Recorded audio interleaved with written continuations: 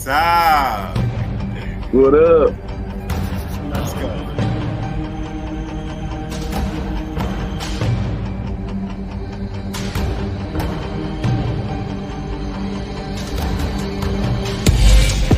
Number 2 pick, draft. I'm going to select kid from North Carolina, Drake May. To me, I feel like the smart move is trade back, build around Sam. You like that? Let me just like that.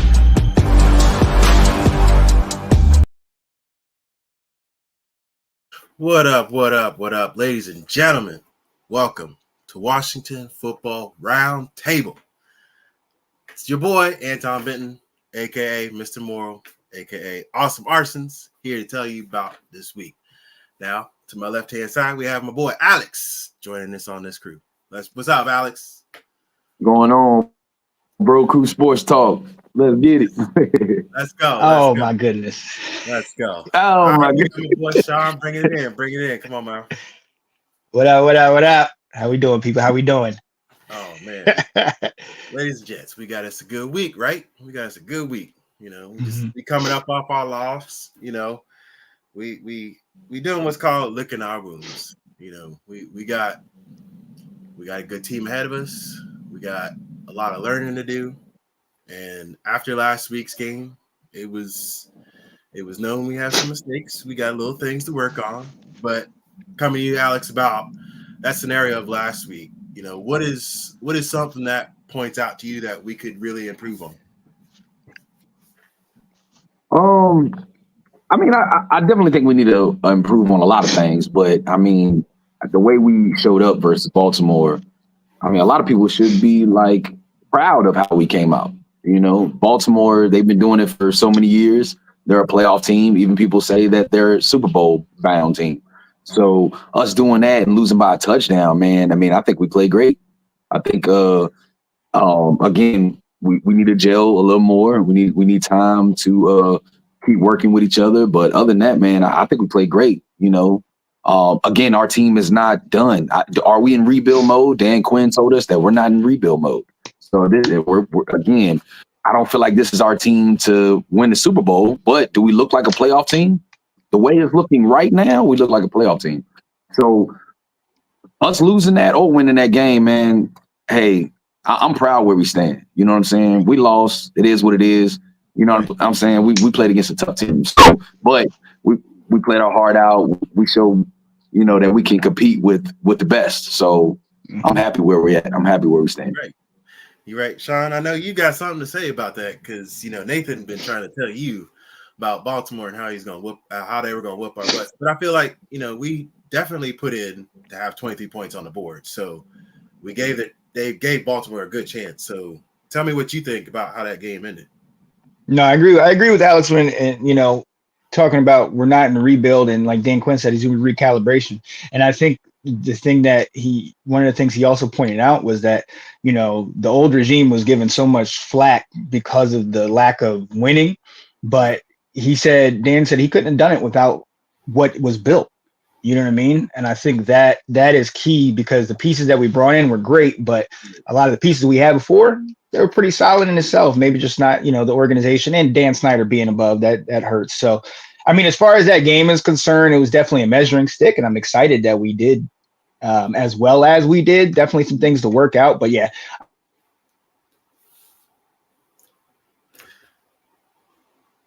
Well, I think we lost him for a second. But let's continue on with that notion of knowing that, with Baltimore being such a high caliber group, right? There's not much. I'm excited talking trash at all.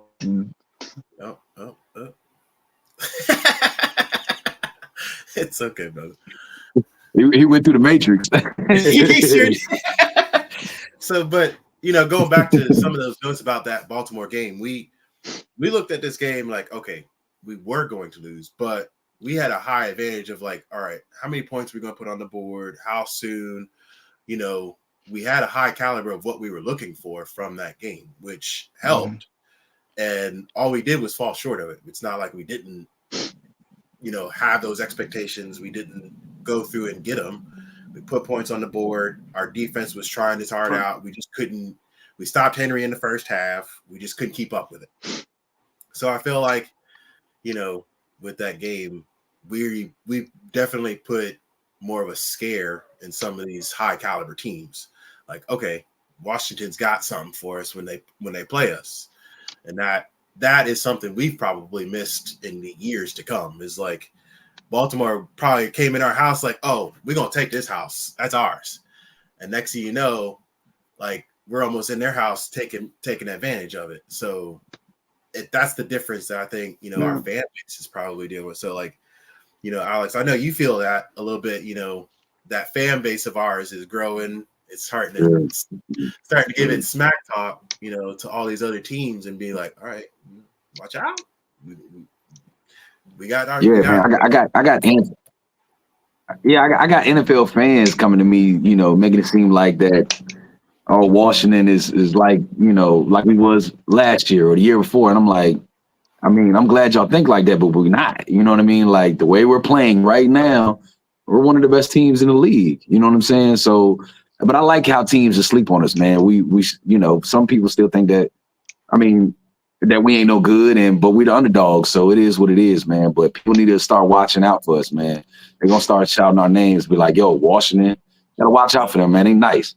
And this is just the beginning. That's what makes it so exciting. This is just the beginning of it. So as a Washington fan, man, you can't do nothing but be excited. So I'm happy for everything. Right. And I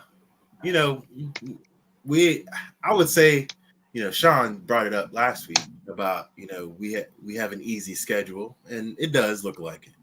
But I don't think we weren't as bad as Dallas losing to a high caliber team, which I think helps our team in its confidence for the later part of the year. We didn't get this blowout. It wasn't, 6 points on the board for, their game. But going into what looks like our trade next week, we have a lot of people that are out there floating. We have a lot of players that could be a good pick for us. Sean, do you feel like you have anybody out there that you have an eye on? I mean, I don't know, maybe the D line. I mean, I saw Hassan Reddick got signed, so I really wasn't trying to bring him in house. I really don't want to do anything to mess up the culture of what's going on right now, but I understand if maybe a splash is what it is. I think the question is really, what are the expectations of this season? And you mentioned us having, a weak record. I mean, yeah, we had the 9th easiest schedule, but I think what we're doing this year is we're winning the games that we're supposed to win, which is the easier games. And when we come up against real talent, we're struggling a little bit, but I still think, I mean, I don't know. It's interesting because what they've built here, I mean, I guess it would be cool to bring somebody else in. But I think we're kind of really fragile with how everything plays out. So I don't want to bring anybody in that's going to kind of rock the boat right now. But I don't know. It'd be interesting. I don't have anybody in mind in particular. Obviously the Jonathan Allen thing, but we have a number of guys in the way that they're running the defense. They're kind of switching guys in and out. So I kind of think that if, we'll see. Well, I'm trusting in, the ownership and the leadership of the team, and wherever they want to go, I'm with it. But what do you guys think? And I know we had a good lineup for our 53 when we first started. We had a good depth chart, and we talked about that on we had a lot of defensive players for rotation and stuff like that. I feel like we have a lot of depth, just like you're, agreeing with you, Sean, is like we have a lot of people for rotation and bringing in, the better rotation of people kind of helps too. And we're starting to drop like flies. People are starting to get injured. Of course, and Alex, I know you've got somebody on your mind of the trade block. Who do you want to bring over? Like Sean, we've talked about a splash, but but I mean, if we went all in, man, I would definitely go. I don't know. I would say one of these big wide receivers like T. Higgins. T. Higgins from the Bengals. Who else? Denzel Ward, cornerback from the Browns. One of these guys that, can definitely make an impact on this team, But like Sean said, man, I agree, man. I mean, I believe in what the coaching is doing. I love what Adam Peters is doing. So if we don't do nothing, maybe he's just standing still. Like I said, this is the first year of the beginning of really everything. New coaching, new front office, new quarterback. It's so much new right now. So it's like, can we really figure out what we have? I mean, it's only what is this? This is week 7. So I mean, it's just so early to find out what we really, really, truly have. You know what I'm saying? Because I mean, everybody's still trying to gel. You got to think it's new offensive coordinator, new defense coordinator. New schemes. So everybody's still trying to adjust and still trying to get work together. But yeah, I mean, if we definitely did trade for somebody, I definitely would trust Adam Peters to do that. But I don't know. Maybe we're just taking it slow, just like we took our time with the coach, and got Dan Quinn. At the beginning, everybody was like, "Oh man, we need the dude from the Lions, Johnson." Remember? And we thought that was sold and everything was going to happen. And we was like, "Oh, he's the hottest coach out there. We got to get him. We got to get him." And you know what? Adam Peters just took his time, and we got Dan Quinn. And everybody was questioning that at first, but then everybody looked at it and was like, "Man, this was great." So Adam Peters, man, I think him taking his time, relaxing, we're in a good spot right now. We have a whole lot of cap, so I think everything's perfect right now. We just need to just relax and pump the brakes. I agree with a lot of that, bro. I definitely agree with it. Now, in my own head, I feel we do have probably a few holes to fill. And one is being our cornerback because, we haven't heard from Forbes. St. Juice is getting burnt. Quan Martin is our best person back there. And I feel we could and probably should need some help back there, right? And, a couple names popped up. Bubba Baker from the Cardinals. He's still a young cat. He's 28 years old, 6-time Pro Bowl. I feel he could be a good one. Now, since Forbes is on the chop block, could we make a trade with him? We still got a lot of money left over. It could happen. But that's probably one dude I would think, okay, he's a consistent safety. He's back there protecting. We all rotate all our guys back there anyway, so why not? And we could have that deep help because Baker's that quick. So I feel that would probably benefit, our team. But, with Quinn and trusting all our players, he's like, all right, let our team gel. Let them all play together. Maybe things might work out. And it's worked out so far because we're week 6 and 5-1 record. So, I can't complain. But, to you guys, like, is there anything – what position do you feel is probably our weakest at this moment? What do you guys feel? Yeah, I'm gonna definitely say secondary for sure. I think secondary is definitely our weakest. But yeah, like you said, with Forbes, I can definitely see him going somewhere, but I don't see his value super big. And I know that kind of sucks. It's just throughout his career, he's been injury prone, he does come back in, but I mean, if you just watch his film, other teams will watch his film and he doesn't play very well, and he's not the best tackler either. So right. I don't know how much value you can get out of that guy. Maybe the sad thing is he was a 1st-round pick, but even if we did trade him, man, I would think we possibly might get a 6th. I mean, that's pretty bad. You know what I'm saying? So I don't know what they're going to do with Forbes. But yeah, I think our weakest position right now is cornerback. And St. Juice is our best corner, but he's a solid corner, but he's been having his up and down moments, getting burnt mostly every week. But he's not bad, he's not bad. And then we got Mike Sanders still, and he's still young and improving. They had him at slot, and then they put him on the outside. He looks like he plays better on the outside. So, but yeah, I would say right now, if we had better cornerback play, we would have beat Baltimore. So, right. That's what I think. Okay.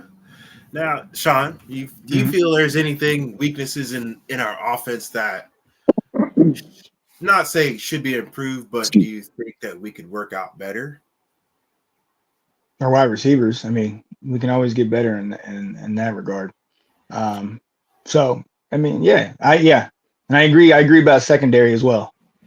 Good. All right, now, gentlemen, we have ourselves an awesome arson. Let's go to commercial for it.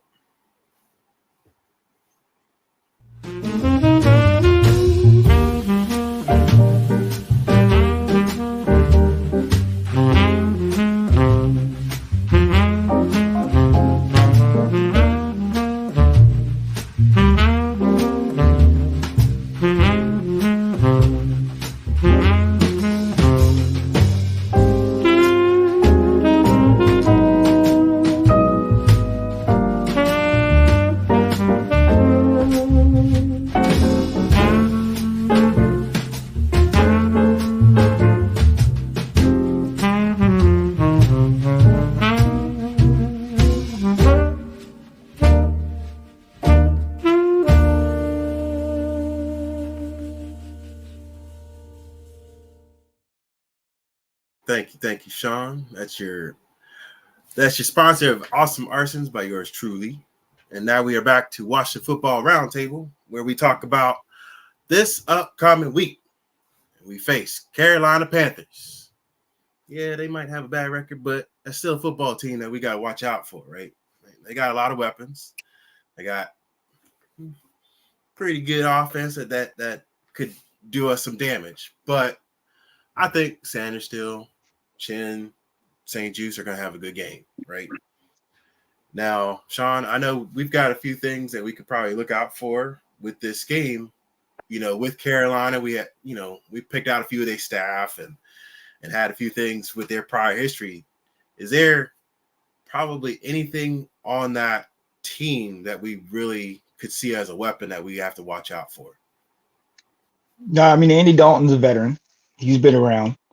Fortunately for us, last time we played him is when we beat him with Dallas a couple years back. But as far as them, obviously we get gashed in the run game. So stopping Chuba Hubbard, I believe Jonathan Brooks, their rookie from Texas, I think he's still out this week. I don't know if they're bringing him up.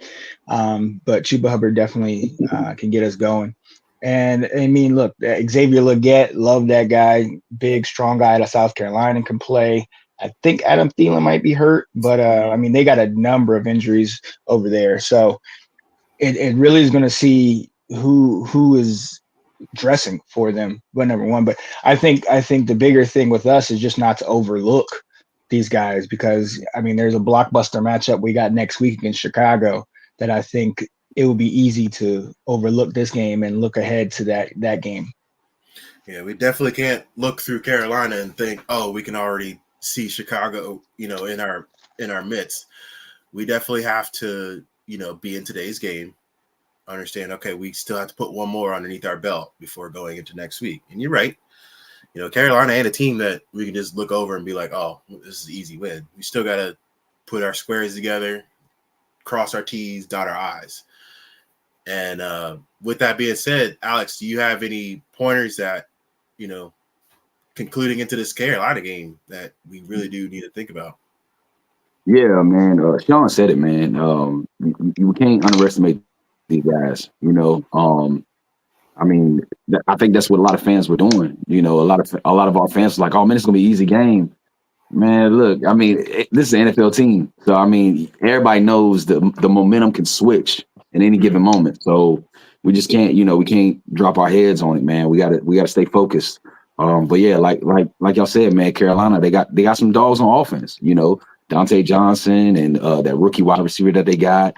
And I mean, our weakness right now is our D line because we're banged up, so they could just run all over us. You know what I'm saying? I mean, who knows what could happen? And Andy Dalton, yes, Andy Dalton is a veteran. The last time we did play him was in Dallas. But Andy Dalton, he could be hot and cold. Hopefully we get the cold Andy Dalton, but I mean, people know that when he's hot, he can be on. So the thing is their defense good enough to stop our offense? You know what I'm saying? As long as our defense can maintain and hold their offense, our offense needs to stay on, chew the clock, you know what I mean, and score, because right now our offense is one of the top in the game. So as long as we do that, the game should be fine. I know fans are just like, oh, this is gonna be easy, but we shouldn't sleep on Carolina because they're hungry for a win. So right now. So we have we have a pretty good notion about how to take in this game, right? So one of our keys that we have to think about to this game is, we have to stop the run game. Is it Hubbard is his name? Their running back. Yeah. So, he's a pretty good A and B gap running back. And just like we did with Henry last week, we have to be able to stop him, be able to contain him, and not give them an effort to get, their wide receivers open. Our defense does have to step up in the open gaps. Now, I don't think we might have as much zone coverage as we did last week because being Lamar running all over the place, we had to find that, stop him when he crossed the line of scrimmage. But this week, I don't think Andy's going to be running that much. So it's going to be probably a little bit more man-to-man coverage, knowing that we can square up on all these receivers, having a good core, maybe good blitz pressure going on today. I feel, our blitz pressure is probably going to be as much as last week. We needed to work on it. I think that part of our defense is going to have to get worked on, that outside blitz pressure by Chin and St. Juice sneaking up behind the D and that end and really getting to the quarterback. How many sacks y'all think we're going to get on Andy this week? What you take? What do you think, Sean? I mean, 3-4. I mean, he's a statue in the pocket, so I don't think he's going to be scrambling that much. Mm-hmm. And if we do what you're saying, 3 or 4, maybe 5. I mean, we'll see. I mean, they got a lot of injuries, so it should be fairly easy. What you think? I mean, I think if we get after them like we did in the Cardinals game and we did in the Browns game versus Murray and Browns. Damn, I got a brain fart right now. Who's the Browns quarterback? Watson. My bad. I had a brain fart.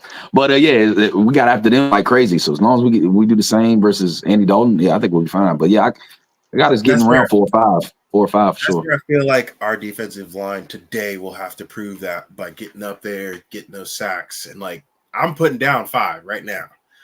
Our defensive line needs to get 5 this game to prove okay, we can do it without Allen on this, and we can help each other to get there. So, with that, we go into our players to look for and our scores. So Alex, who do you think on our team this week should be our lookout of stardom? Somebody that's going to show out this week. Well, the guy that I'm definitely looking forward to watching is the rookie Johnny Newton. Jonathan Allen is out. He's out for the season, and Newton is here to take his spot and hopefully be the future D tackle for us.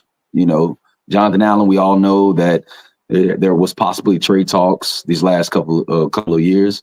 He hasn't gotten traded. Even this year, we thought that he might get traded because he's 29. He's getting up there in age, and his contract is too. So, but there was a reason why we drafted Johnny Newton in the second round. So, but now it's his spot to take. So we'll definitely see what he can do. I can't wait to watch him. I know that he rotates in and out, but he doesn't really have that starting spot, but now he does. So I can't wait to watch this man and really see what he does, man. I hope he blows up, man. The sky's the limit for this young dude, man. And he looks promising to me. When I see him, he looks legit. So I can't wait to watch him in this Carolina game. I agree with you. He is something to look out for. He is one of our players his name is getting said a lot. And I'll agree right to the next man next to him is Armstrong. I'm looking for Armstrong to be up there and putting his name on that. Well, he out. Armstrong out today. Today. I forgot this week. Yeah. I'm gonna have to be looking at McLaurin, himself. I know that's I like Armstrong too, man. It does. But I feel like those, Newton and Armstrong were good choices to add to our group. And with him, what do you guys think about Big Phil Mathis? Mathis he's growing. I think he needs more gel time with this. Isn't he taking over Jamin's spot? Davis's spot? No. He's rotating on the inside with he's going to be one of the people that's playing in for Allen. Okay. with Newton with the injury issues, and Big Phil had some injury issues, but there's been a lot of talks about Darius Mathis Okay. potentially getting some PT today. So, well, I hope he does. You know, we definitely need to fill in that spot, and like Quinn said in his interview, you know, next man up, and having that depth of linemen helps. So, you know, with Allen being such a repertoire of so much between out of that player, we've got other players that need to step up. So, you know, there's a lot we got to take on. And if I could say anything, you know, say Juice or Chin, you know, one of them needs to get an INT this game. Sanders still, you know, proving his wits on the team. Like, oh, where's my teammates? Like, I need them to step up and you know, make a good play, force fumble, give me an INT, something for today. So with that being said, you know, we've got. Is there anybody on Carolina that, you know, really is a threat? That even on the defense, is there anybody that you think that they probably we need to actually think, okay, this is a player that might be a problem for us? I mean, other than Hunger, for me, that's all I keep on thinking about is, you know, he's going to be running it. If Andy needs to get out that ball and he's getting pressured and stuff like that, he's going to have to hand it off at some point. Right. I would say that cornerback they got, that young cornerback. I did hear that he's there possibly could be trade rumors for him, but some Carolina fans that I know said that they feel like he's not going nowhere. But I think his name is it J.C. Horn or something? Is that his name?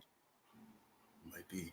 I could do. Sean, do you know his name? Cornerback for the Carolina Panthers, Horn, last name Horn. So, but I do know that he's nice. He's talented. And maybe that's definitely a person that we have to watch out for, especially so he won't have to lock down Horn, Terry. You know, yeah, that's his name, right? JC Horn, right? Yeah. So maybe watch out for him if he's going to be locking down Terry, but we'll definitely see. But yeah, he's somewhat talented. I think that might be their best player. Do we have B-Rob back this week too? Yep, B-Rob's back. Okay, so we're gonna have a full formation this week on offense, unless Doug's out in the backfield. Yeah, offense. I think we're good. Besides defense, we're a little banged up. Okay, so with all our threats, all our weapons on this team, let's give our scores predictions. Now, you know, like I said, this ain't a cheap team, but do we have all our weapons? Yes. Do they have all of theirs? No. I'm going to put our scoring prediction at 38-17. I feel we do have, you know, our rights to put scores, you know, put points on the board. JD's still on track to see how many yards he can get, what percentage he can do, you know, how many throws he can get to these wide receivers, and, you know, Zach getting his yards, Cloran getting his yards. You know, the only people I feel that need to get him are Sanat.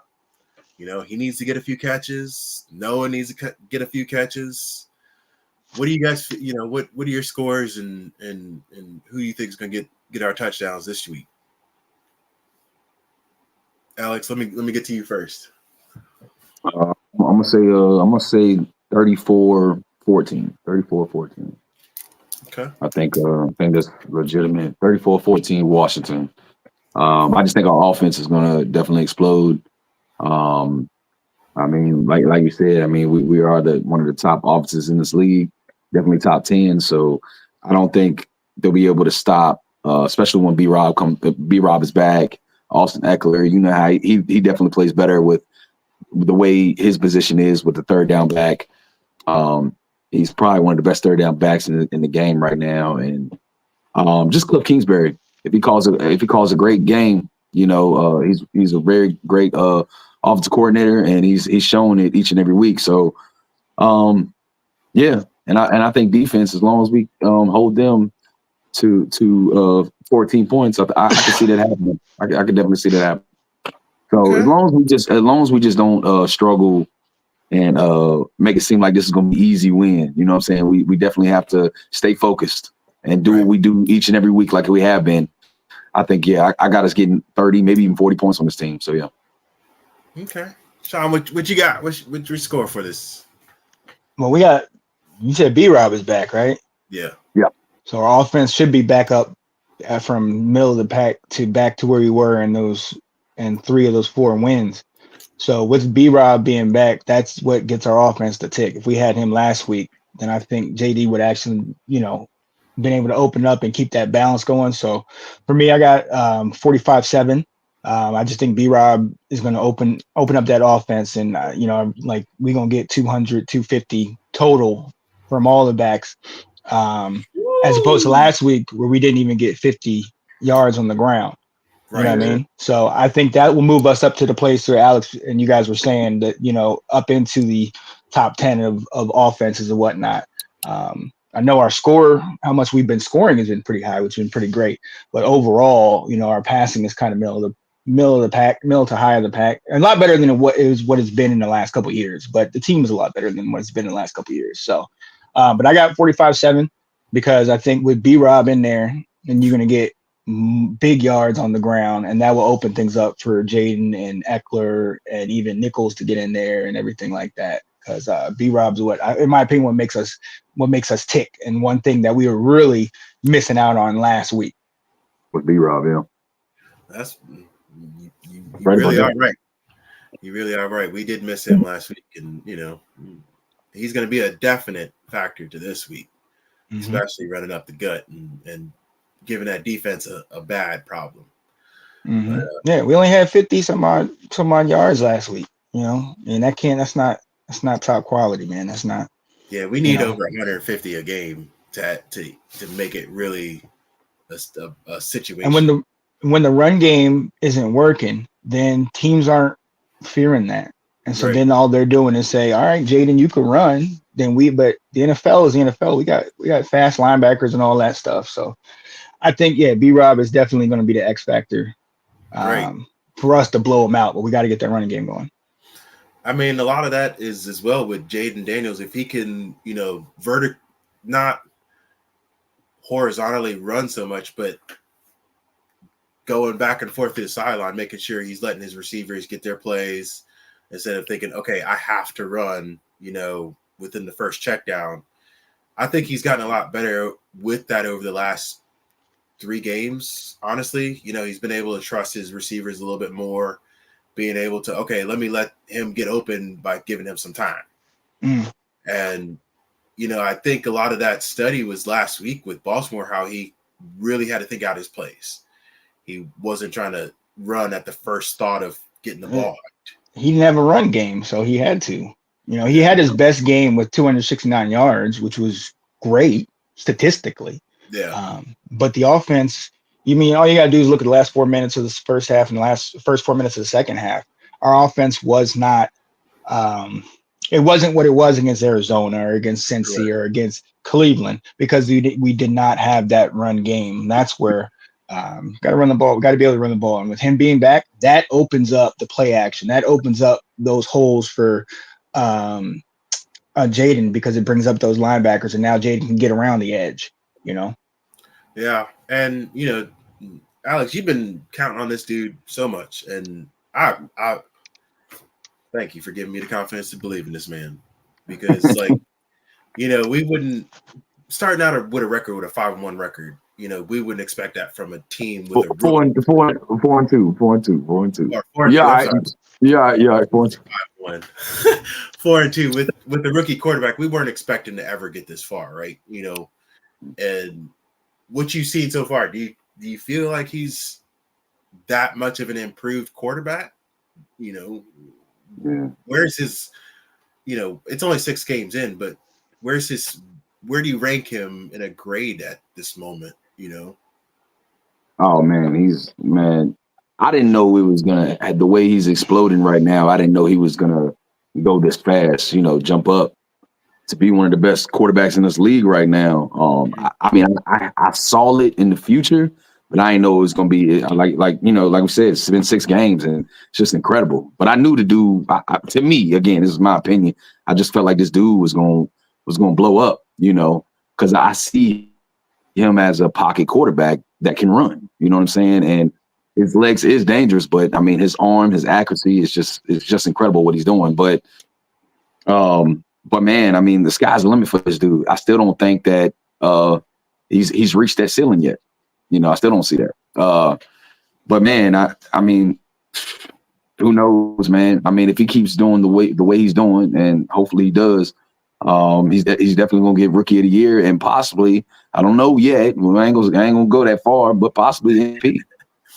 So, but you think so? Is the limit. I don't know. I'm just saying right now, if he keeps continuing what he's doing, MVP is definitely in talks.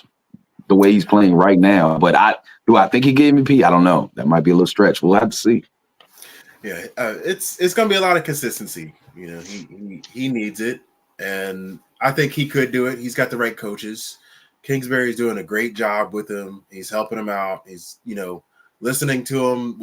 2 weeks ago against Cleveland and throwing that bomb, that just proves that they're flowing a lot better together than, you know, we think. And so, like, this week, you know, I feel Jaden's got a lot more confidence now that he's got that loss under his belt. He got humbled a little bit, and having that, it helps the team feel like, okay, we're human again. We're not, you know, Superman. We're not out here beating everybody's tail off. Like, okay, we got a little bit humbled. Now we know that we can be beat.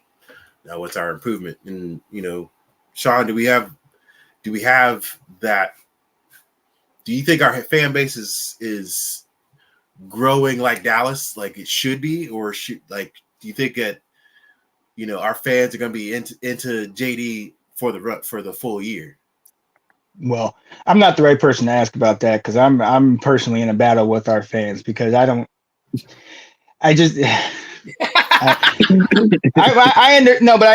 I get it. I mean, especially if you've been dealing with us, like, and you just hopped on board since around RG3 in the last, you know, 10 to 20 years, it's like, oh man, we really want greatness. But I mean, our fans just, the funny thing is, you talk about Dallas, our fans, that's what our fans have become. They've become Dallas. I mean, we look at it, we all say Dak is not this, not that, but JD5 is having the year that Dak had when he first came in.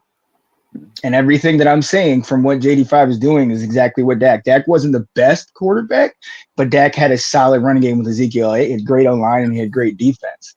You know what I mean? So he's doing those same things. But I mean, as far as this, look, a win is a win. And with our schedule, what we're seeing is we win the games that we need to win. Yes. So that's, as long I'm not going to say anything against it, because I've already had to, you know, come on here and apologize. I've already had to go with other fans and apologize. So it's kind of, for me, it's like the fans are, hey, as long as we're winning and they're right, I'm good with it. But for me, I kind of look at it just a little bit differently with, you know, as far as the fans are concerned, because most of the fans, look, let's be honest, like, most of the fans, all they want to do is be able to go to Dallas and New York and the Eagles and other teams and talk crap to them. and the funny part about it is I get it. Like, me and Janae go back and forth, you know, on that stuff. But, you know, I think we got to, the fans have their own set of reality, and so let's just, I'm glad, you know, Washington, we got something to cheer about. That's what I'll say about it. Hey, Sean, what do you feel like right now, the way it's going right now, do you feel like Dallas or Eagles or Giants can mess with us? Yeah. We still got to look at it. Let's look at New York. What happened in that game? And I know we're going to say, oh, he's still progressing. Of course. Yeah, you're right. But, you know, 0-6 in the red zone. And it's like, I know what we would say about it, right? What would we say? Oh, the Giants, they garbage, man. The Giants ain't nothing. But they held our high-powered offense, you know what I mean, to just 7 field goals. So that's where I think the fans get misled, because it's like divisional games hit differently because these guys don't care. Like Philly like when I left, it was 0-0 in like the second quarter with Philly and the Eagles, or Philly and the Giants. But I'm like, the Giants are nowhere near Philly, in my opinion. You know what I mean? But at the same time, they play good defense. The Giants sacked us, 5 times in that game? And it's like, really?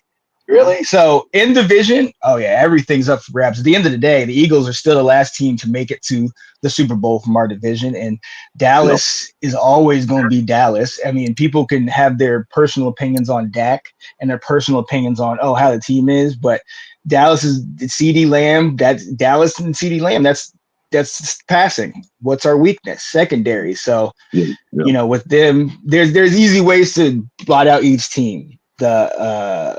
The Cowboys don't have a run game, and they're hurt. The Giants don't have much of an offense, but we saw they gashed us with the run. The Eagles, we really don't know what they have since they lost Kelsey, but they have great wide receivers, and Devonta Smith and AJ Brown. They have a solid tight end. So that's where I think when we're sitting here saying, "Oh man, we the best in the division," that's where I'm kind of like, okay, all right. If we go, and I said on my, does that make me crazy? We can go 6-0 division. Absolutely. But that's why I said, does that make me crazy? Because this isn't like, oh, Sean, you're just looking at it from last year. This is just how football goes. Last year with the crappy team and the crappy coaches and all that stuff, and you and me, Alex, went toe to toe last year because only thing that you saw at the end of that game was how crappy our coaches were. And I'm like, this team sucks. And we took them to overtime. And so that's why I'm like, yo, these games, we're winning the games we should win this year, but those divisional games always hit different. But again, I have no problem coming on this show if we whooped all their butts and being like, well, I was wrong. Hey,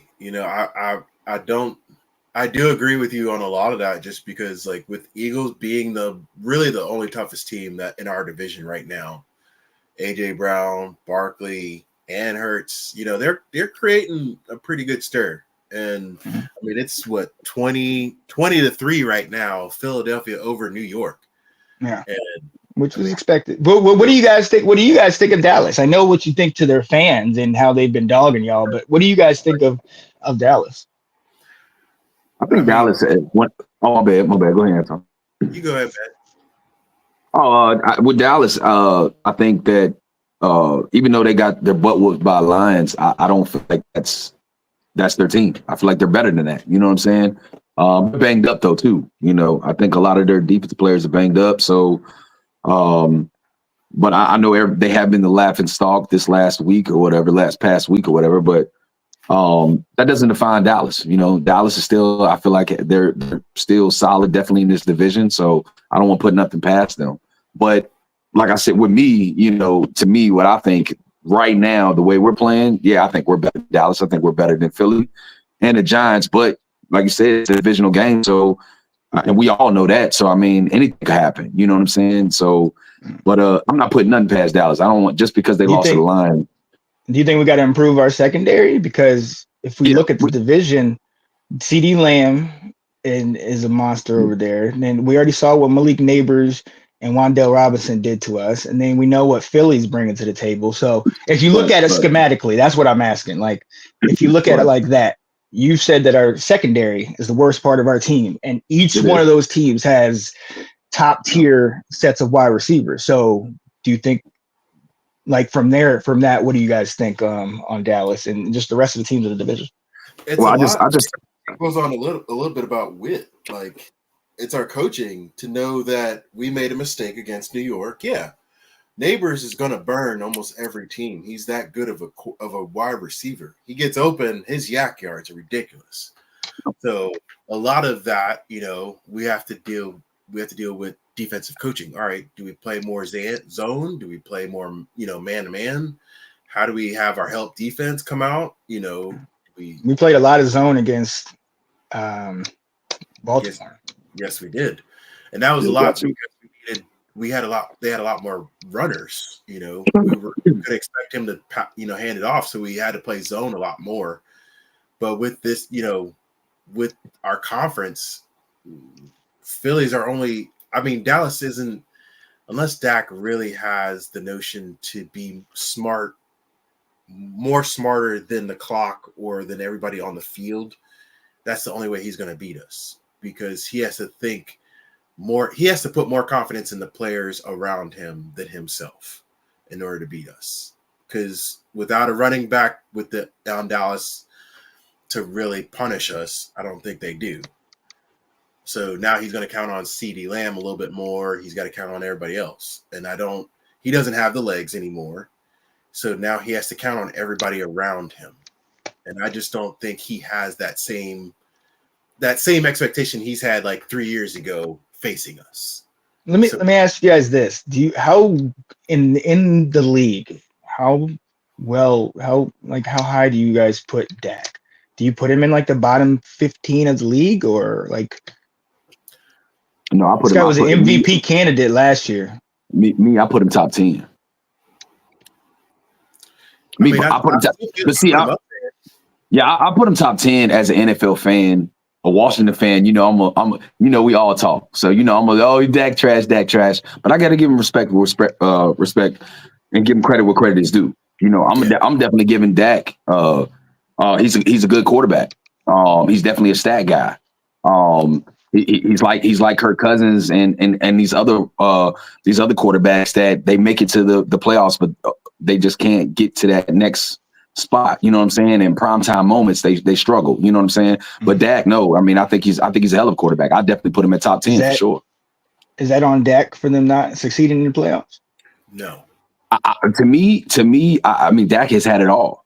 Dak has had a running game. Dak has had O-lineman. Dak has had wide receivers. Dak has had a top defense in the league, you know, from years past, and he hasn't got it done. To me, my opinion, Dak is a big part of that because he's still, if you watch his games, he's still inconsistent. He's still inconsistent, but he has good games and off games for sure. But big part of the success or big part of the failing? Big part of what? What do you mean? I mean, is he a big, because the last 3 years he's gone 12-5 each of the years and got to the playoffs. Yes, they've lost, but in those last 3 years, the number one issue, and it's something that Dan Quinn kind of brought over to Washington, was the inability to stop the run. Yes. So that's where I'm kind of looking at it like, how much do we put? And that's I guess my problem. Where do we put a lot of the blame? Does it come to Dak because they're not winning? Or do we give Dak a pass because he is still leading them there, and even though they don't succeed? Because then it makes the question, who do we put blame on for us if we don't win? Is it the rest of the team, or is it the leader? Well, I think you put part of it on Dak, especially when he gets into the playoffs. I think you put it a part on Dak. But him being 12-5, you know, leading his team, yes, again, everybody knows that regular season is regular season. Playoffs is a whole different ball game. We all know that. But this is our first year. Dak and Dallas, they've been doing it for what, 8 or 9 years? So only time will tell who we can blame it on. Right now, this is our first year. I mean, people can start eyeballing still when we get down that line, but this is our first year. Wait until we get to that, to me, and then we start blaming on who. But it's been Dak, like I just said, Dak 9. It's been 8, 9, almost 10 years, and you know you have to start. You have to start talking about him. You have to start be like, man, the reason why, especially in the playoffs, he's not. I mean, even with Buffalo Bills in regular season, Josh Allen looks incredible, MVP like. Then when he gets into the playoffs, he's not Josh Allen like he was. So I mean, and people and teams start looking at him like, yo, man, Josh Allen is a part of this. So I mean, he's had to go up against KC. He's had to go up against KC, Baltimore, and you know. So I mean, that's why I think that. Even Diggs talked about you. Even Diggs talked about it in the playoffs. So, I mean, you know, Diggs talks about everybody. Yeah, Diggs talks about everybody. So I'm not putting any weight in what Diggs says. But I understand what you're saying. To Alex's point, it puts a lot of perspective on Dak. Yes, he is a leader of the team. Yeah, quarterback. When you have a leader, you have to depend on, all right, do you trust him to do this? Do you trust him to do that? Do you trust him to read the defense when he's not able to get anything going? Like, you depend on that kind of guy. He sees everything before anybody else does. Wide receivers might see the man coverage, might, you know, see he can get the ball open, but Dak is the person to know, okay, am I making the right choice? So, you know, 60, 70% of that could lie on his shoulders, but it's also on the fact that Dak could be hot after next week's game and we'll never know. Like, he's been throwing his, heaven forbid, he throws more interceptions. Is that his problem? Yes. But that's also, he could go 20 for 23 in the second half, and you won't even know about the interception. So with that being said, just like us, we're going through the same scenario where when Dak didn't he have Zeke around for 1 year before he was a rookie, or was that after? No, I think they came in that same year. Yeah, the same. So with that being said, it's like you've got our young quarterback with a young squad, and he's trying his best to make his name known that, okay, everybody can put their confidence in me. I can put my confidence in them. Right. So yeah, JD takes about 70% of that same load, knowing, okay, if these guys can't catch, I got to find a different person to count on, not just me. That first game was just him. And as you can tell, everybody was mad at him doing that. So he needs, like I said, he needs to trust everybody else to make sure, okay, if this ain't working on this side, I got to go over here to make this work. Or I need to, find this weapon to make our, to spread our offense. And that's kind of like your Kingsbury to JD motion. They need to see that and work on it together.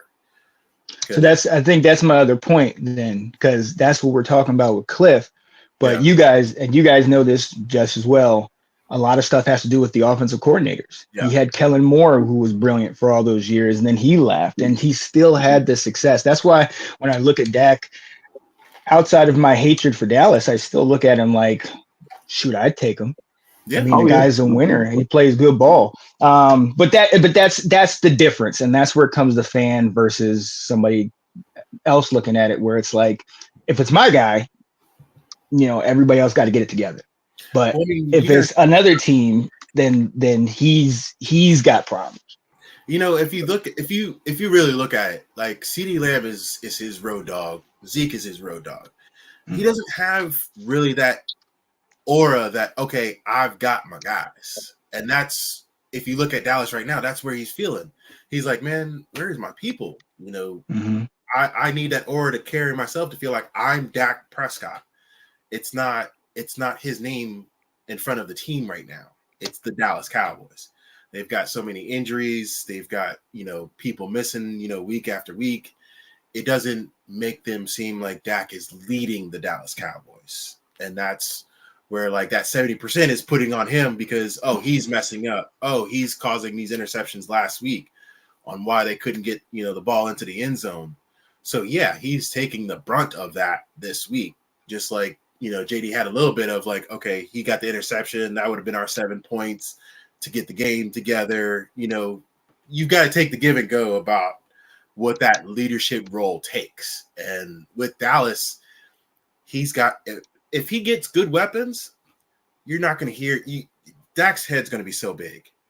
So right now, I just think he's at a time where it's still kind of managing to kind of mash together, and he's not in that motion with it.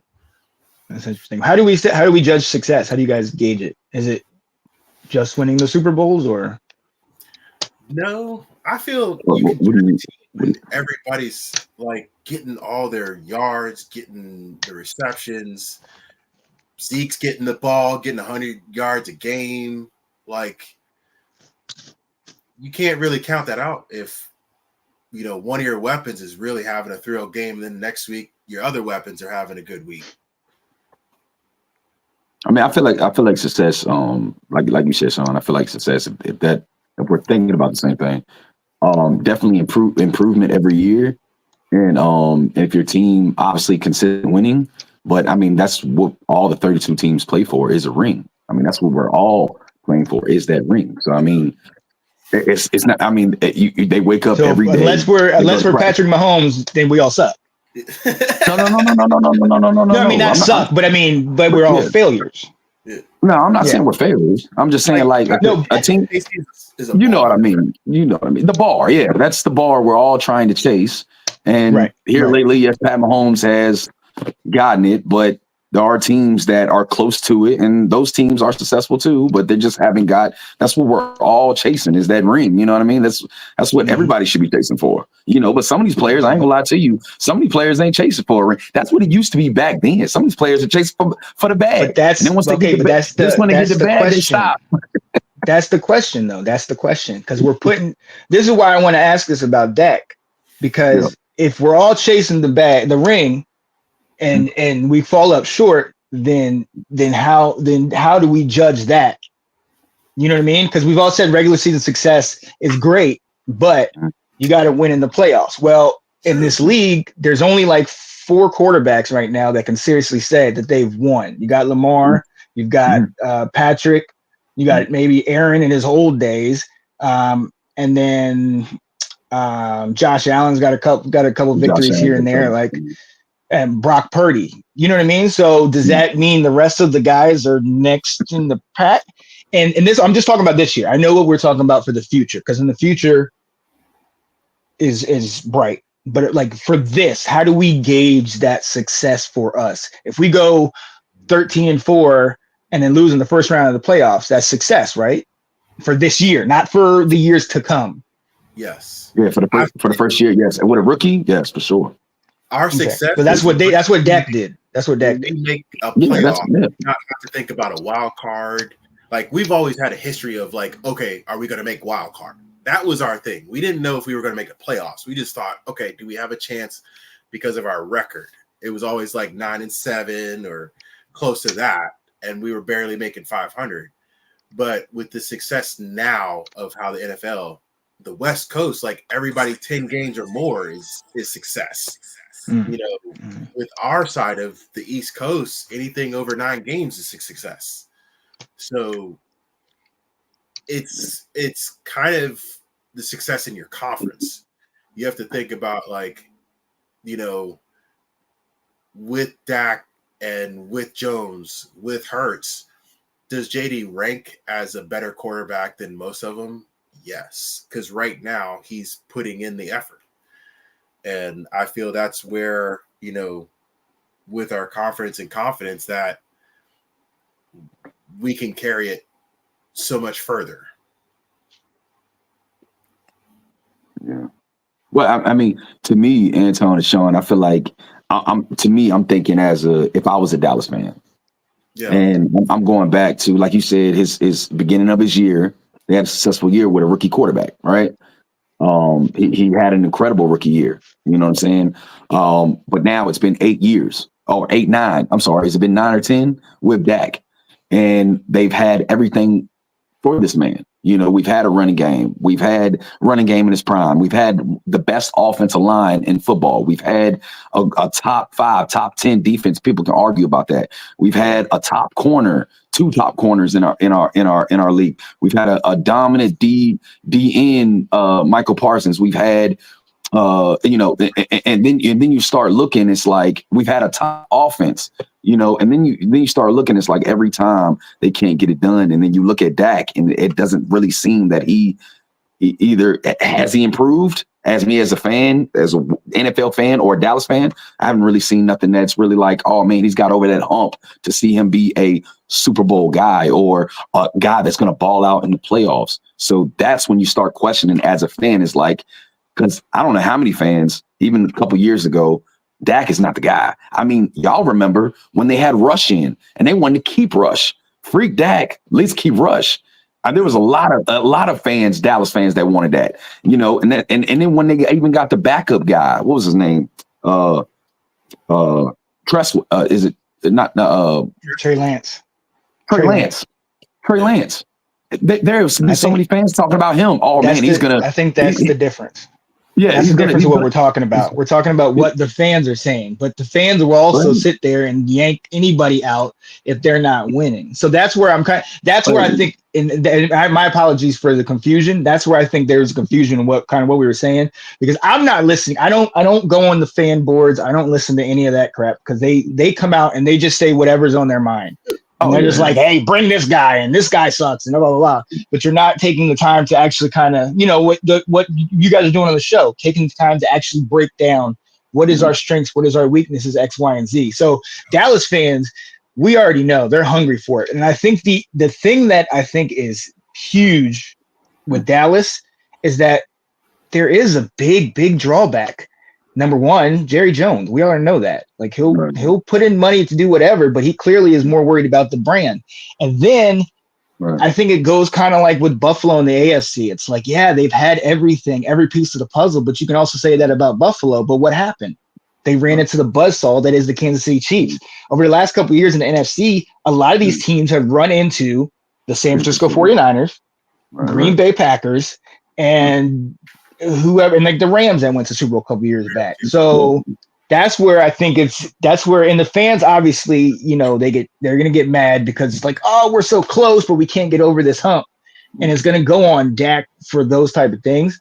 But I think when you really look at the league, it's kind of like there's only about 3 or 4 teams that can accurately say, yes, like we are that team. We can be playing for a Super Bowl, and the rest of the teams, I think it's going to take time. So that's why when everybody's like, oh man, he ain't it, he ain't blah, blah, blah.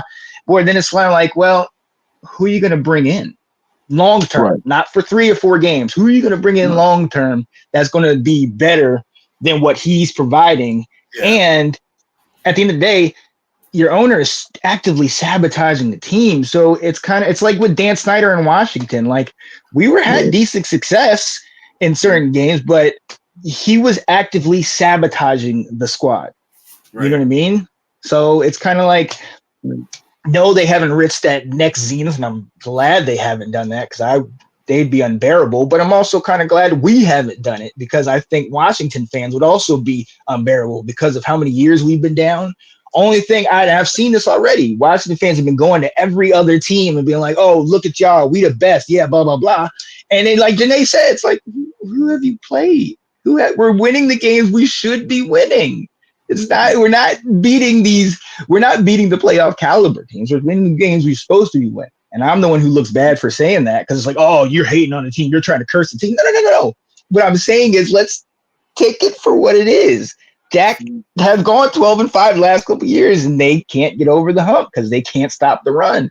With us, we're winning the games right now, and it feels good to win the games. But what we have seen is if we play a team that is playoff caliber, it don't work.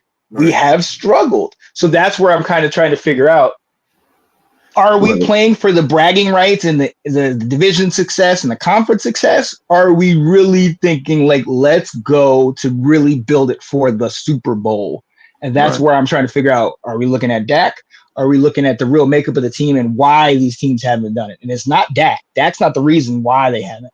If you can't stop the run against a high-powered run team, then Dak's not going to be. We got to remember that the Packers game in Dak's first or second year, they were up 21-3. But the run defense and Aaron Rodgers was able to bring them back. Now, is that on Dak? No, that's on the fact that the other team was legit. They were a great team with a great quarterback. Yeah, you know what I mean? Hindsight is 2020, and it's easy to say X, Y, and Z, especially now if we're 4-2 in this season. We're talking about how great this and that could be. And it's kind of like, if we want to follow a blueprint, at least to get us out of the position we could, I mean, Washington fans ain't going to hear this, but we need to follow Dallas's blueprint because they've built up a team. They've been competitive every single year. And the thing is, Dallas fans they gotten to the point where they're spoiled. I told this to Janae. You win 12 games every year and you think you're better than who you are, but who have you played? Nobody. I mean, that also goes on to the fact that, when you look at Dallas and why they were so good, they had consistent players on the field.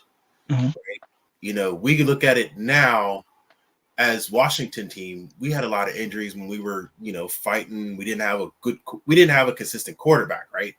Dallas has had a quarterback for 8 games or for 8 years. They've had the same quarterback. We've had 8 different quarterbacks. Yep. So it makes a difference now. Okay, can we make sure JD stays? If we get him for 3 years, yeah, we probably would have a higher mark. But you bring up as well, like some of these games that Dallas really lost, it was their defense, right?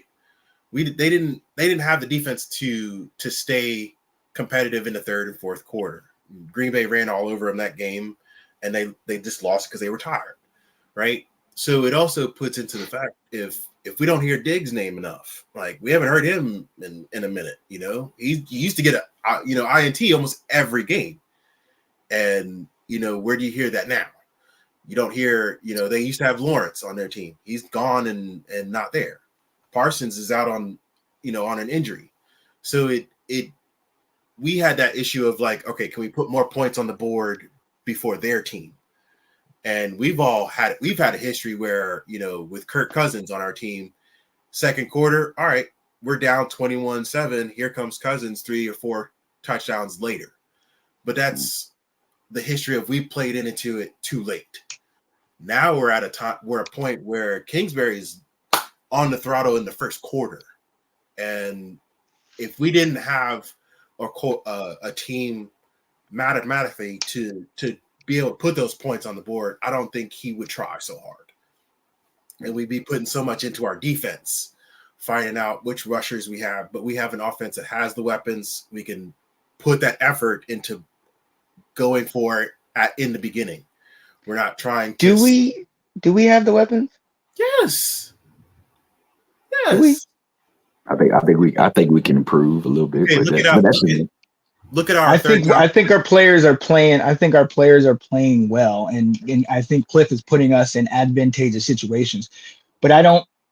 I'm just gonna go to the receiving core. Let's just go to the receiving core. Do we really have the weapons, or is he putting people in the right spot? Oh, putting people in the right spot. That's the point of coaching, though. Yeah, but that's different than us having the weapons, though. Who would you rather have? Malik Neighbors and Wan'Dale Robinson? Would you want to have kept De'Ami Brown and Dotson as our main core? No. But that's who we have. I'm saying we got. I mean, not Dotson. Yeah, that's what I'm saying. though. We traded out to find a better wide receiver core. Had we? But who did we bring? Noah. Who did we bring in that's better? You think Noah's better than John? You don't think so? Definitely a better catcher. You don't. Hold on, wait, Sean. You don't think Noah Brown is better than Jahan? I don't think we can. Can we say that though? Because did Jahan play? Did Jahan play in this offense? This year. Well, that's but how many games did Jahan play under Cliff Kingsbury? I mean, what, 3-4 games? Yeah, no. 3-4 games. The preseason. When the preseason? He got traded like 3 weeks ago. Yeah, no, but that's the preseason. I'm saying how many games, regular season games? But did we not agree that he would fit better with Philadelphia's offense, and he has not done nothing?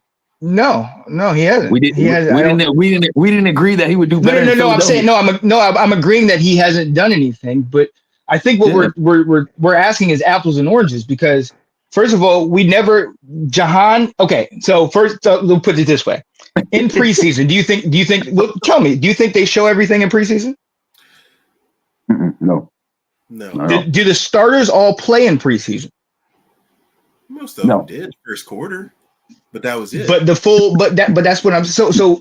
What we're saying is Jahan didn't play well when he had to play second and third team or something like that.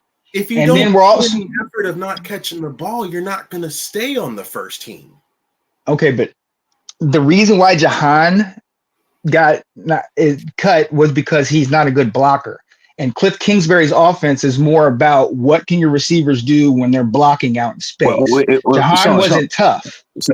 Yeah, it was. That's what experts were saying. Even that's what the coaches were saying. That's what B. Mitch was saying. Finley, even coaches, B. Mitch and all of them, they were saying it was the lack of play.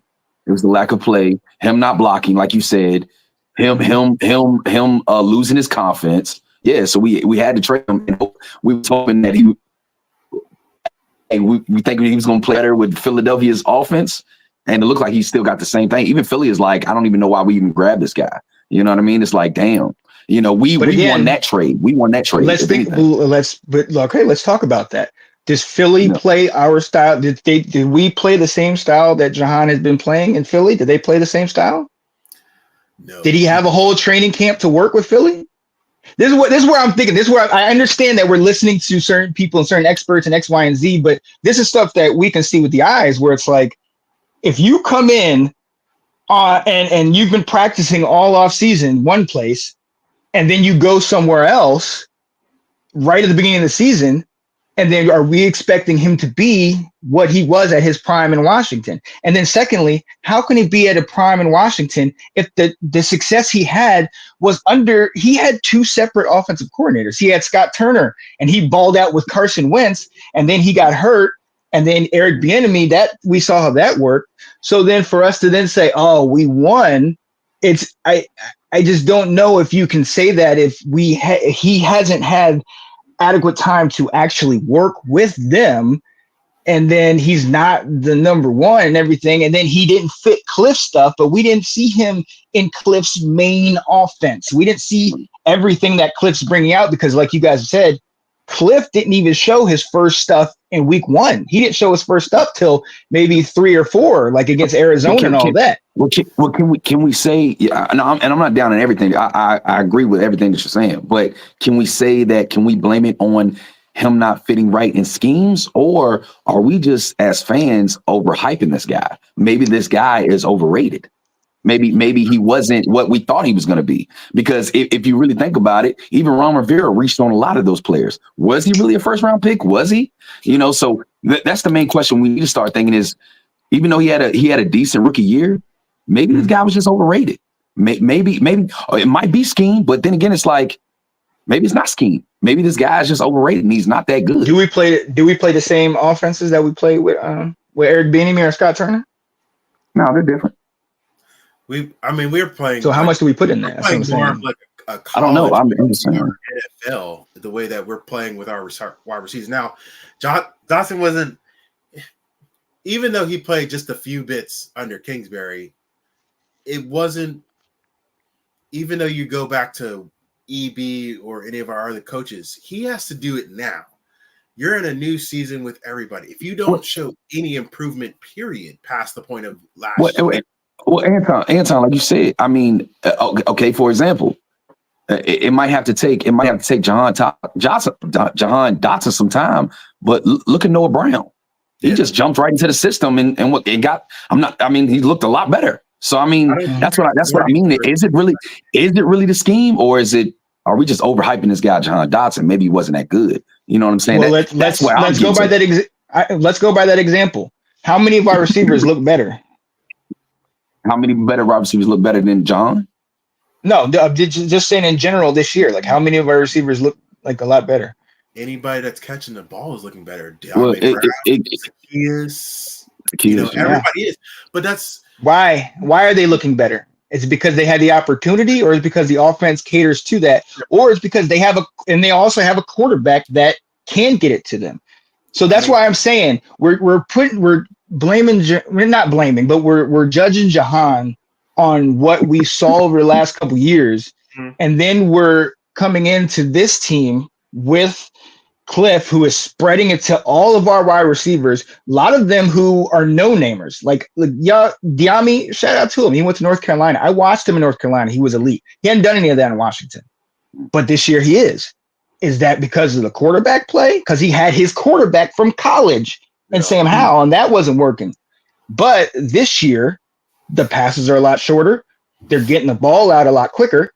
And Cliff is making a point to pass it and make sure JD passes it to all these different guys. So that's where I'm like, we don't know what Jahan would have been in this offense. But at the same time, these other guys that have come in, Noah Brown is a veteran wide receiver. So I expected him to do something great, but let's not act like Noah Brown's had a 10-catch game. He's had 4 catches here and there, and he's been great when we needed him to be great. So that's where I'm kind of saying I think it's more on Cliff, the success. I think he froze again, Anton. I think he froze again.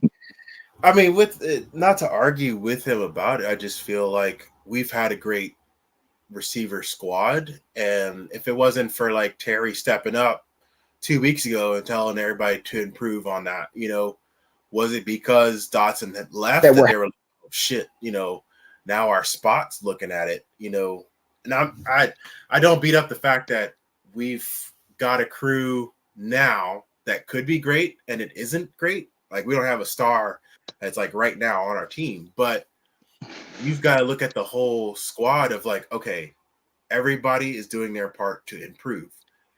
I think Dotson had a facet about himself mentally, like, okay, I've gone through all this stuff since a rookie. What am I going to do with myself rather than thinking, how can I improve better on the field? And I think that was carrying himself on the field and it wasn't showing out.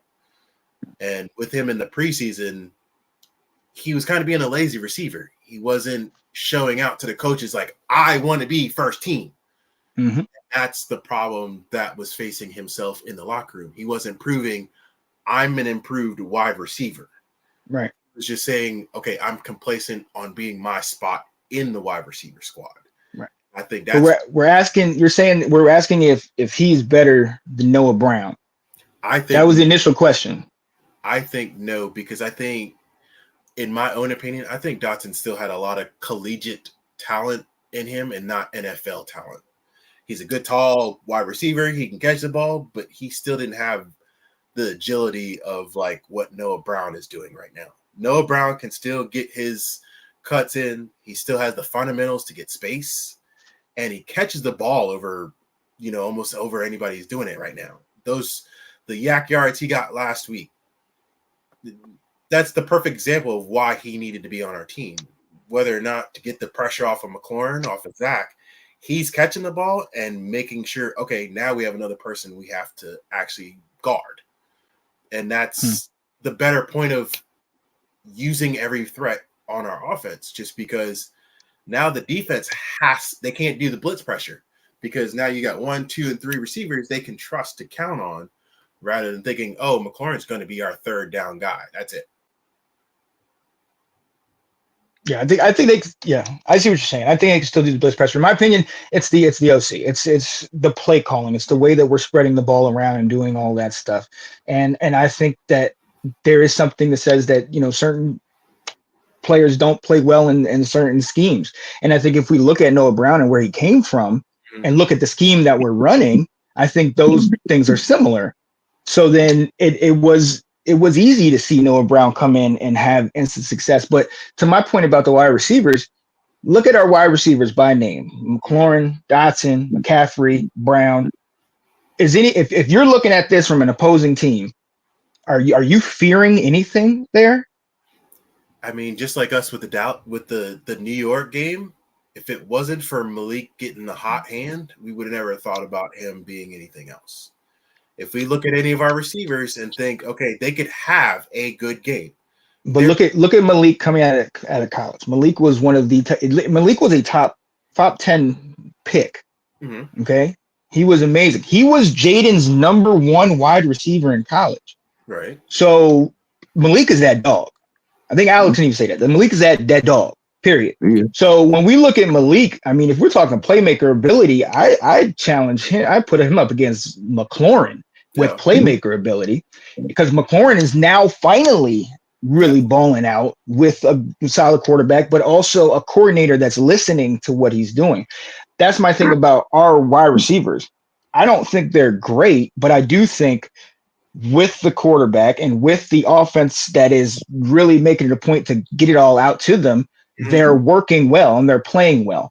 But if you look at it on paper, that's not scary. That's not scary. I agree with you there, because it's that point that makes our wide receivers look good. Right. They're trusting them a lot better from last year because we have a consistent basis. Right. Kingsbury is such a better coach on trusting our wide receivers. If it wasn't for, like, when we had game 2 with Giants. With our Giants and against Tampa Bay, you could see how JD couldn't trust anybody yet. He didn't know everybody's speed. He didn't know how to like throw the ball in front of them or throw at their body. Now he knows Terry's speed, how he's 2 steps in front of everybody else downfield. He knows that cut man in Luke. He knows where that 6 yards down Noah's going to be at. And I feel that he senses that presence, right? He knows, okay, that matchup with Noah Brown. Does he got a smaller defender? Does he got which took time. That took time.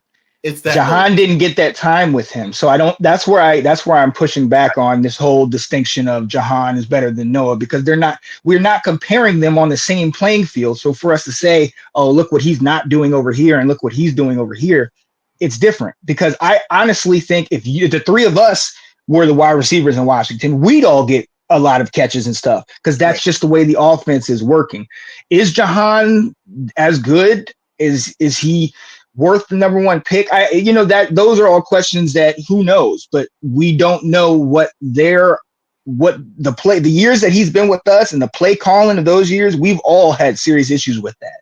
Yeah. And now the play calling that we have this year and with these wide receivers, they're elevating the play of these wide receivers. So that's where it's kind of like, well, we can't compare them because we have not really seen Jahan in this offense in 3, 4, 5 weeks down the line, like our receivers now. You know what I mean? Now, off top, if we're saying Noah and Jahan, Noah's played several more years, right? And he played 4 years or 5. Yeah, so he's a vet. He's had success throughout the league and we've seen him because Dallas whooped us with him. So we've seen how he can do. My question is, we don't really know what he would do when the chips are playing in a full season game. Yeah. This all, I think, goes down to the player and not how much time he gets with everybody else. It's just, if he shows that attitude, he wants to be on that field, JD's going to get him the ball.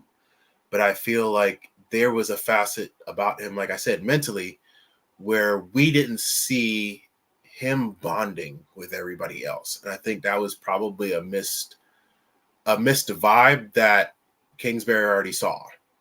He was just like, all right, we'll put him out there on slot. We'll, put him out there a second in the preseason. But, if he's not a guy that's getting every block, doing everything outside of trying to go for the ball, it didn't help his play of looking good on tape.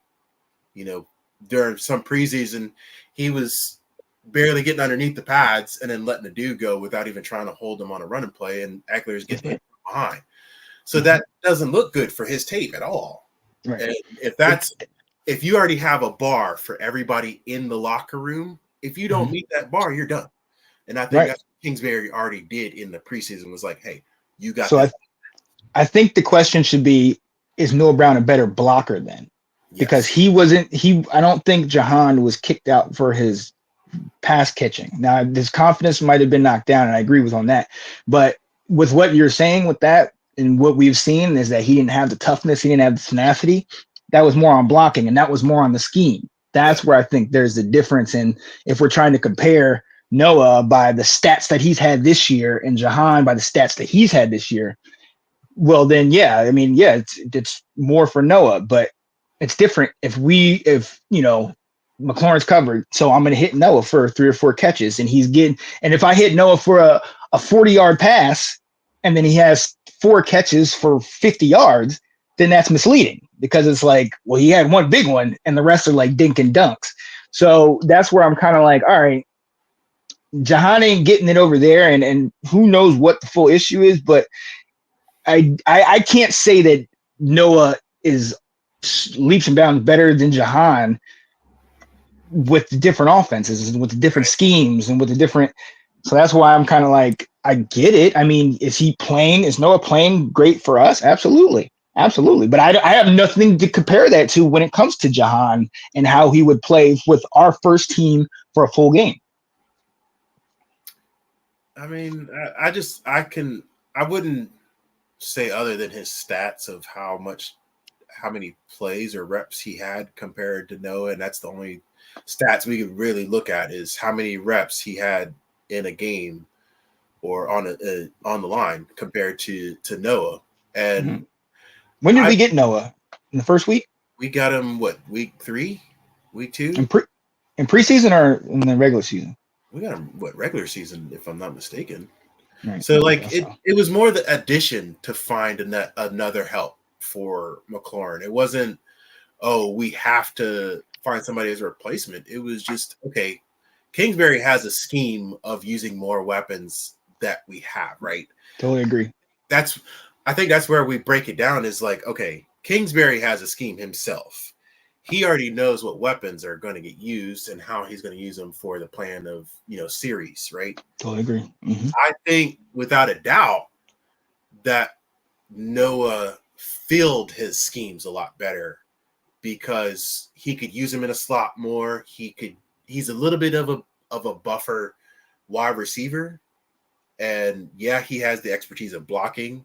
He has probably a little bit expertise of listening to a coach. Mm-hmm. So, he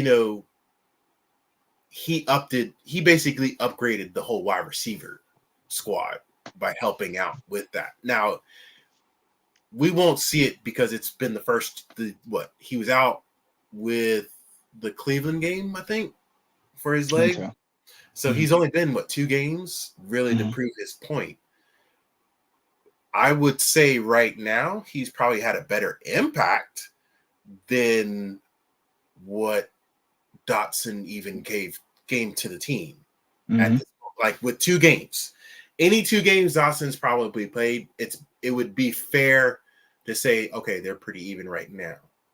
But we would have to look at a consistent basis of, okay, Noah catching the ball. Is it better than what Dotson is? Is he catching the ones on the sideline? Is he catching the ones in the deep ball? I couldn't say that Noah's been a struggle. Mm-hmm. So that proves a little bit of a better confidence. But again, we're talking 2 or 3 games out of really Noah only catching 3 or 4 passes. Right. But even with that, we're also talking about 2 or 3 games against somebody that hasn't played a game for in this offense yet. I mean, you can only look to. I mean, when I saw Dotson, his good year when he played Philadelphia, when we that game against Philadelphia, he had those 2 long balls. Mm-hmm. And one was a PI and one he caught for 40 yards. But at that point, that was all they counted on him for. Mm-hmm. They threw a couple, corner passes to him, and he missed them off his fingertips. But it's kind of those notions. Okay, those were bad passes to you. What can you do as a better receiver to make yourself look good? And this year, wait, what year is this? This is I feel like this being this year. Oh, he had to find a way. Okay, I can't use a quarterback to make myself look good anymore. I need to do that. And I feel that's where our wide receiver squad had to do that for JD. Let's all make ourselves look good so that we can make our quarterback look good. And I feel that's where Terry did the captain thing about improving their blocking, helping out off the ball, and trying to improve that as a squad. Now, if Jahan was around a little bit longer, it would be the case of would he listen to that? But as you can tell right now, because of his mindset, he's probably lost his confidence in football, period. And, it's almost the same thing Washington did to Sam. He lost his confidence being a quarterback as much as Dotson did being a wide receiver. But do we blame him for losing that confidence and not gaining it back? Or is that a coach's fault for not helping him get that back? He could go to Philadelphia and be a good wide receiver, catching 5 or 6. But is that a coach's problem for helping him get there? Well, and the other problem is the fact that this is week 6 and he got there in week 1. So we really don't have an accurate depiction. I mean, they had the 1 game or 1 or 2 games with Devonta Smith out and AJ Brown out, but other than that, those are the leading guys. And I think a lot of people think the transition to go from one team to the other is going to be seamless and somebody can excel here and sell there. We'll see in hindsight what happens going down the line. If you're looking at it by stats solely, then Noah Brown is doing a lot better for us. But I think it's hard to compare them. Right. But it's easy to say, for us, he is doing more than what Jahan was doing for us this year. But Jahan didn't do anything for us this year, so it's kind of like I think we need to we do need to recycle back to that question when he's on probably about 5 games in.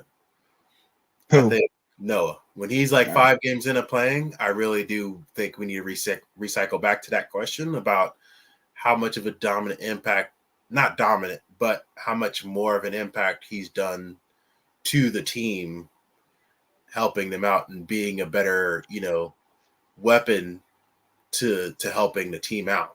You know, he could be a bomb in the next couple weeks, but you know, if he starts dropping balls and not catching, and then his confidence goes down, then yeah, he's right down the same hole. So we definitely have to, you know, keep this confidence going, which is good. I mean, we couldn't expect more out of our locker room of being more confident in their players, being more confident in our coaches, and, you know, having the right choices. Had, you know, a few years ago when Gruden was our coach, we didn't have this confidence. We didn't think we could trust our coaches to put us in the right position. And I think now we're starting to trust that, be it our owners picking the right people to be on the team, you know, having the right people around our quarterback, trusting them to, you know, Peters to go get Noah Brown mid-season. You know, we wouldn't have thought about that, but here he is. Dan Quinn, he's played for Dan Quinn. That's the other part. That's the other reason why. And I don't want to keep us on this, but that's the other reason why I think it's a lot different. The people that are coming in as a result of Dan Quinn Mhm. and him being a coach at Dallas, that is why it's kind of easier to work itself out, because they've already played. Look at Dorrance Armstrong, Tyler Biotish, Dante Fowler. All these guys have played with Dan Quinn. Mhm. So they can work. They definitely work better in the system. You know, we'll never know about with John. I hope it keeps on, you know, the same system, that it gets better and only goes up from here. We don't want to fail, you know, parent. Just it all of a sudden just goes downhill and it's a rock in the water for us, and we don't, you know, we made this trade for no reason.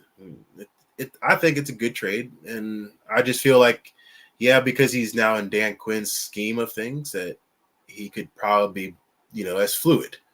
And if that doesn't help a comparison of player to coach, I think that's probably closer, you know, helping him in a comparison of, okay, if we make this mistake, he can count on his coach to correct it. And having those abilities of counting on the right people and the right people in the locker room, it branches to people communicating a little bit better for the team and having a better confidence on the field. Absolutely. And, you know, we could go about this day and night, you know, knowing who's the better person for our team and stuff like that. And I think we've always battered ourselves with not having consistent players. And if we don't have the consistency, it shows over the last couple of years. And I think now we can trust the consistency forward. Absolutely. Especially with our quarterback, with our wide receiver squad, with the people, the veterans that we brought in here, we can consistently trust on them. Right. I agree. So, well, our boy has left. He's, you know, got his supervision to watch out for. But I want to thank all our people for listening into our Washington Roundtable. And we will be tuning into this game here shortly. Thank you to everybody. We'll see you guys later. Absolutely.